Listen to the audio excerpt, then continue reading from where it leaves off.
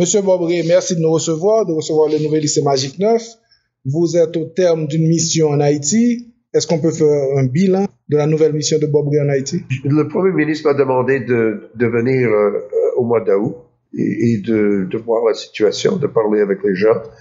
Et franchement, ce visite, c'est une continuation de ce travail. Le gouvernement, naturellement, est en train de regarder les options nécessaires, mais il y a déjà eu quelques décisions faites. Les sanctions que tout le monde a vu, que c'était une décision du cabinet fédéral après la résolution du Conseil de sécurité. Une augmentation de l'aide humanitaire pour la nourriture, pour le choléra, pour la santé publique, etc. Et maintenant, on a deux choses encore à faire. Et ça, c'est d'abord la question du dialogue politique et la nécessité dans notre point de vue. Et c'est ce que j'ai parlé avec beaucoup de monde. Et j'ai pas entendu une personne dire non, un accord politique n'est pas important. Naturellement, il y a des éléments différents que les gens veulent avoir dans les accords, mais je crois que le dialogue doit continuer. Effectivement, j'ai rencontré le Premier ministre, j'ai rencontré les gens du Montana, j'ai rencontré des hommes d'affaires, j'ai parlé avec les leaders religieux cet après-midi. Ça c'est une discussion qui continue. Pas vraiment avoir une discussion, un dialogue pour moi, pour le Canada, avec la société civile et avec les gens politiques. C'est ce que fait mon guide, Sébastien, notre ambassadeur. Il fait la même chose, mais pour moi, j'ai l'opportunité de retourner rapidement à New York et il y aura des réunions à New York et puis il y aura des opportunités de parler directement avec l'équipe politique à Ottawa. Vu d'Haïti, on a l'impression que vous continuez ce que M. Brian Nichols, le sous-secrétaire d'État américain, avait commencé. C'est la diplomatie de la navette, de venir, de rencontrer du monde, de repartir et de revenir. Je dirais que je ne sais pas s'il me suit ou si je le suis, je ne sais pas, c'est pas important. Oui, je crois qu'il y a beaucoup de personnes qui essayent de travailler ensemble et d'essayer de pousser un peu, de créer le momentum, je dirais, c'est peut-être le meilleur mot, et de laisser savoir tous les éléments de la politique haïtienne que comme observateur, mais pas un observateur neutre ou sans engagement, on peut pas traiter la situation comme étant normale. On peut pas dire c'est comment dire en anglais business as usual. C'est pas le cas. C'est une crise qui a plusieurs dimensions et qui va, à mon avis, devenir de plus en plus difficile si les gens ne commencent pas à voir l'urgence de la situation et peut-être laisser tomber quelques positions fixes qu'ils ont eues avant. C'est pas un moment pour la partisanerie. On parle d'une approche de voir quels sont les intérêts communs du pays et de l'Haïti. Et c'est ça qui est important. Et puis la deuxième chose, c'est la sécurité. Et on continue les discussions avec le PNH, avec le gouvernement, avec les autres pour voir qu'est-ce qu'on peut faire effectivement sans donner non seulement l'impression, mais sans donner aucun sens que nous voulons intervenir dans une situation agissant seulement pour nous-mêmes. N'importe quoi. Tous nos efforts, les trois que j'ai mentionnés et le quatrième sur la question de sécurité, c'est une continuation du travail que nous avons fait. On est très engagé dans la formation professionnelle du police. On va continuer ça, on va augmenter ça. On a travaillé dans le domaine de l'équipement pour la police, on va continuer ça.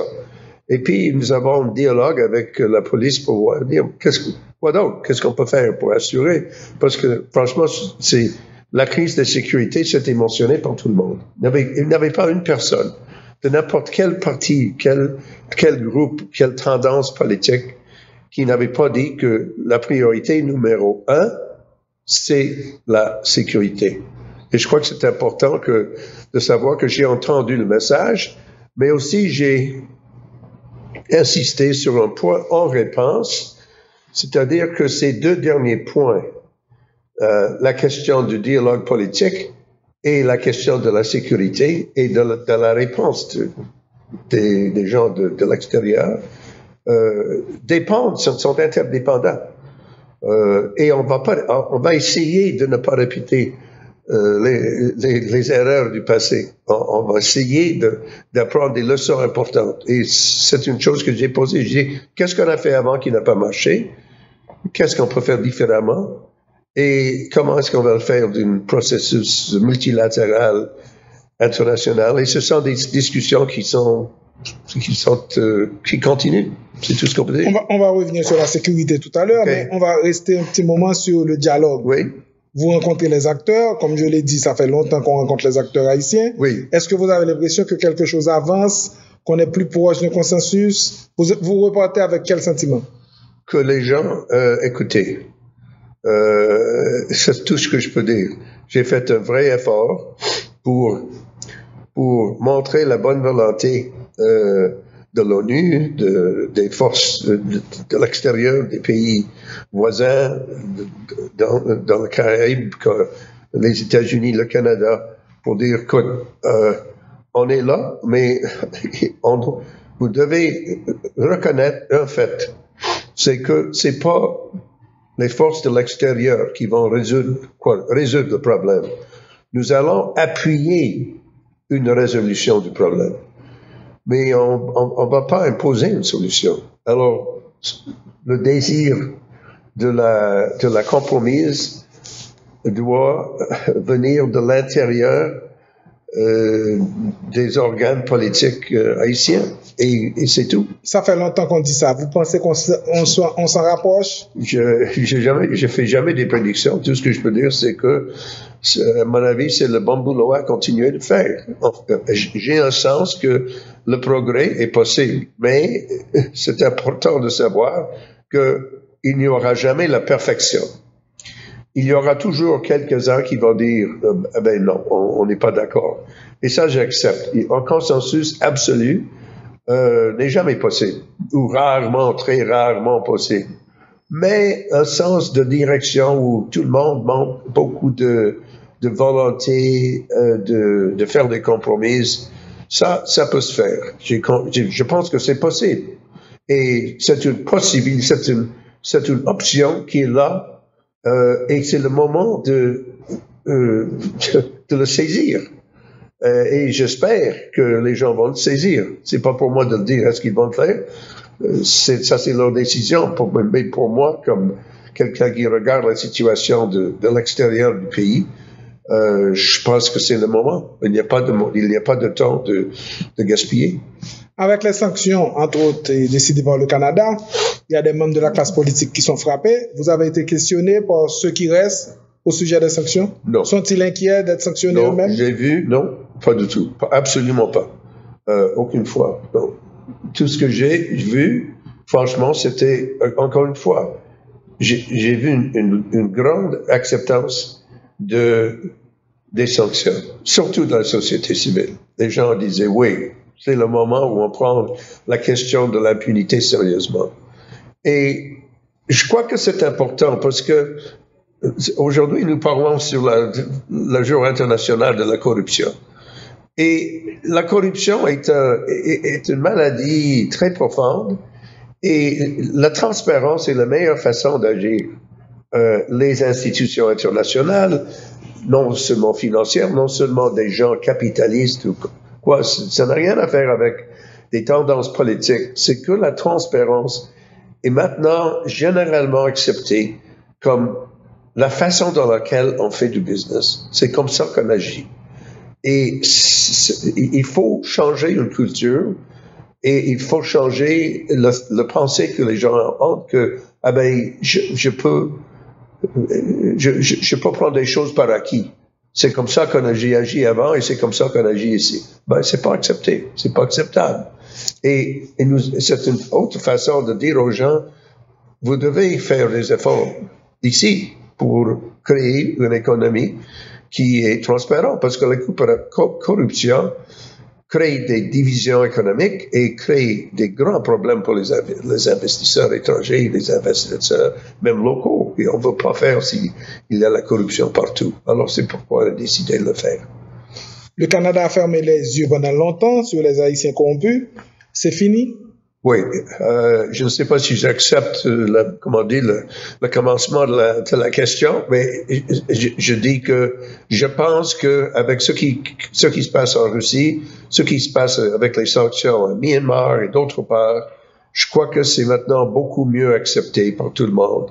Pour moi, la question c'est un aspect de l'honnêteté personnelle, mais l'honnêteté dans les affaires commerciales, c'est essentiel. C'est essentiel pour une société d'avoir la confiance. Et on voit un manque de confiance dans le monde. On voit un manque de confiance entre les groupes sociaux. On voit un manque de confiance dans la politique. Et c'est pourquoi je pense que c'est important d'insister là-dessus. D'accord. Alors, pour la sécurité, oui. Le Canada supporte, finance, forme la PNH depuis la création de la PNH, mais la PNH depuis des années n'arrive pas à donner de résultats. Le Canada a mené des missions d'évaluation de la PNH. Qu'est-ce qui manque? Pourquoi la PNH ne peut pas avoir un vrai support, de vrais équipements, de vrais entraînements et pour pouvoir se colter aux problèmes? Ah bien, je pense que pour moi, la question, c'est la police nationale d'Haïti, c'est la police d'Haïti. Et nous allons continuer de l'appuyer, nous allons continuer de supporter, mais on doit donner un certain degré de responsabilité à ceux qui étaient au pouvoir depuis assez longtemps. Et ils ont eu la chance de voir le problème. Et tout le renouveau ne vient pas du Canada ou des États-Unis ou quelque part. Mais nous sommes maintenant dans une situation où, franchement, nous voyons l'impact de ces gangsters, l'impact de la criminalité, l'impact des armes et un grand problème. Et c'est pourquoi nous avons décidé de continuer et d'accélérer, si vous voulez, la livraison des camions et tous les efforts que nous avons faits. Et nous allons continuer de voir exactement quelles sont les choses qu'on a besoin et comment est-ce qu'on va réaliser les opportunités. Et c'est ça qu'on discute. Il y a une livraison proche et on va continuer avec la livraison des équipements achetés par Haïti? Oui, absolument. Oui. Pas plus de délai que ça?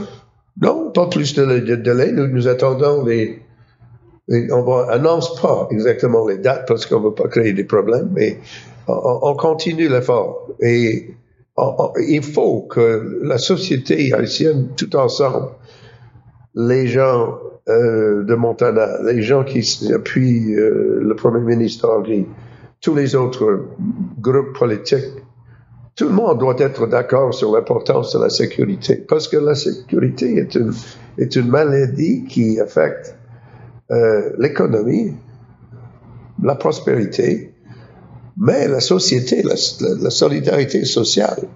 Les gens ont peur, les femmes surtout ont peur, les enfants. On voit la violence sexuelle devient un grand problème. Il n'y a pas d'excuse pour ça. Alors, il faut assurer que la police, l'État, ils ont tous la possibilité de répondre effectivement à ces problèmes. Et on doit insister que le leadership politique du pays rejette complètement l'utilisation de ces bandits pour créer une politique, à mon avis, complètement inacceptable et dangereuse. Et c'est pourquoi nous insistons sur l'importance de restaurer la paix sociale et la paix civile. Et c'est pas seulement la police qui peut le faire. Il y a d'autres, les partis politiques, les organes religieux, tous ceux qui peuvent contribuer à la dialogue. Mais il faut avancer les choses. Parce qu'on peut pas perdre du temps là-dessus. Pendant votre présence en Haïti, un groupe d'hommes d'affaires a sorti une note dans laquelle il demande un appui pour la PNH. Alors ici, il y a plusieurs façons de dire ça. Il y en a qui disent force spécialisée armée, il y en a qui disent appui à la PNH, il y en a qui disent intervention, occupation. Pendant vos conversations avec la société civile et les partis politiques, ils sont d'accord avec cet appui à la PNH? J'ai entendu un groupe de vues, mais je crois que l'essentiel, c'est que tout le monde est d'accord que la sécurité est la première priorité et qu'il n'y a pas de moyen de faire face à ce problème sans donner un appui additionnel à la PNH. Plus que ça, qu'on peut dire le dialogue avec la PNH et avec tous les groupes continue. Parce qu'on va pas... La seule chose que vous avez mentionnée comme option, c'était occuper. Jamais. Jamais, jamais, jamais. Il y aura une occupation, à mon avis, de l'extérieur du pays en Haïti. Ça ne doit pas se passer. C'est pas acceptable. C'est pas tolérable. Et moi, je disais que chacun appelait la chose d'un nom. Oui, écoute, mais les noms sont importants parce qu'on va. Ce que nous voulons voir, c'est que tout ce que nous faisons, c'est d'appuyer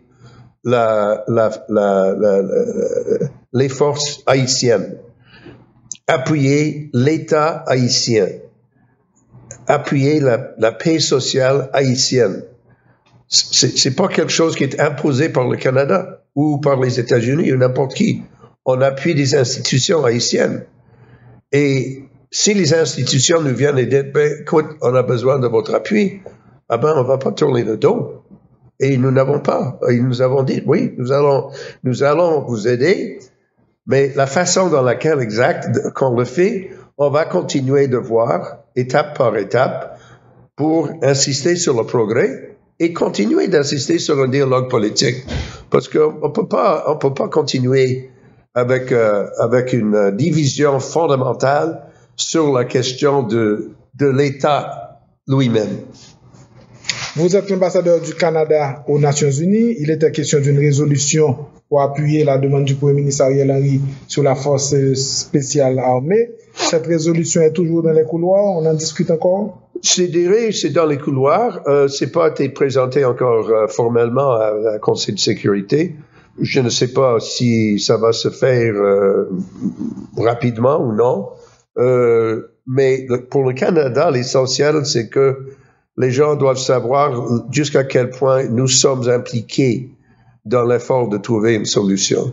Et quand je dis une solution, je dis pas quelque chose qui est imposé, pas du tout, quelque chose qui est discuté, qui est résolu avec l'appui de la majorité de la population haïtienne. Et c'est pas toujours facile à calculer, certes, mais on doit faire l'effort pour voir est-ce que c'est acceptable. Pour moi, je dis toujours à mon chef, il faut aller avec beaucoup de prudence parce qu'on doit faire un progrès important. On l'a fait déjà. On a débloqué, on a livré des choses, on a augmenté, on a fait l'assistance sociale, etc. On va continuer sur cette voie, mais il n'y aura pas de décisions qui vont causer beaucoup de troubles. Ce sont des décisions qui vont, je pense, continuer d'améliorer les choses un peu. D'accord. Dans le communiqué qui a annoncé votre arrivée en Haïti, il était question des prochaines élections. Oui. Avez-vous eu des discussions à ce sujet aussi? En général, je dirais pas, en général, on a discuté la nécessité de trouver une voie vers une élection. Parce que dans le monde d'aujourd'hui, c'est une élection qui donne la légitimité à un gouvernement. Et le problème de légitimité ne sera pas complètement résolu sans avoir l'appui total d'une majorité de la population. Et ça exige une élection. Mais ça prend du temps pour l'organiser. Et on continue de discuter comment ça va se faire, mais nous appuyons le principe que un État démocratique, c'est un État qui a des élections, mais qui a aussi des institutions qui fonctionnent. Alors, ça veut dire les cours, les ministères de la justice, tout ça, ce sont toutes des choses qui sont nécessaires pour l'avenir du pays. Tout à fait. La dernière fois que le Canada était très impliqué dans les élections haïtiennes, c'était en 2010-2011. Le Canada avait le contrôle, le fonctionnement, supportait ce qu'on appelle ici le centre de tabulation. Et le centre de tabulation, avec la communauté internationale, avait modifié les résultats des élections. Cela nous a donné M. Martelly et tout ce qui s'ensuit. Certains mettent le début de la crise haïtienne à partir de ce moment-là où les élections de 2010-2011 ont été corrigées. Est-ce que vous avez tiré le bilan de cet apport du Canada aux élections en Haïti? Franchement, ça fait... Il y a longtemps que cette idée est arrivée dans votre tête et je ne peux pas faire un commentaire sur les élections du passé. Tout ce que je peux dire, c'est que on n'a jamais fait une intervention de la part de n'importe quel parti politique ou quel candidat spécifique. Le Canada, c'est pas comme ça que le Canada pratique la démocratie. C'est aux Haïtiens de faire une décision. Et ça va continuer d'être le cas. Nous n'avons pas un candidat favori ou un candidat potentiel favori. C'est une décision de la population haïtienne. Et je pense que c'est le moment pour les Haïtiens de se rendre compte que il y a peut-être d'autres façons d'expliquer comment les choses sont arrivées dans une dernière élection. Moi, j'ai gagné quelques élections et j'ai perdu. Et c'est difficile de voir pourquoi est-ce que c'est arrivé. Ben, il faut qu'on prenne des responsabilités nous-mêmes pour les résultats. D'accord. Ici, le Canada est réputé avoir appuyé M. Martelly, appuyé M. Moïse et aujourd'hui d'appuyer M. Henry. Vous êtes conscient de cette image que le Canada projette? Je ne dirais pas que c'est une image, je dirais que c'est une théorie. Parce que on n'est pas là pour appuyer un certain candidat ou un certain président.